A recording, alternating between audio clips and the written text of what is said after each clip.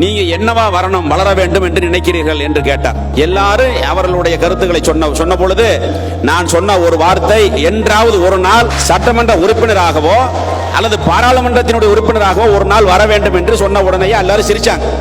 ஏன் சிரிக்கிறாங்கன்னா, வயசு குறைவான வயதுல ஒரு சாதாரண ஒன்றிய குழு உறுப்பினராக இருக்கக்கூடியவர் இந்த ஒரு கருத்து சொல்லும் பொழுது எல்லாம் சிரிச்சாங்க. அதன் பிறகு ஒன்றிய கழக செயலாளராக இருந்தேன். மாண்புமிகு அம்மா அவர்கள் எனக்கு ஒரு வாய்ப்பை கொடுத்து கரூர் தொகுதியுடைய சட்டமன்ற உறுப்பினராக, போக்குவரத்து துறை அமைச்சராக இன்று உங்களிடத்தில் இருக்கிறேன் என்று சொன்னால் மனதிலே எண்ணம் இருக்க வேண்டும். எண்ணத்திற்கு வலிமை அதிகம். அந்த என்னவாக நாம் உருவாக வேண்டும் என்று நினைக்கிறோமோ அந்த நிலையை அடைய முடியும் என்பதற்கு அது உதாரணம்.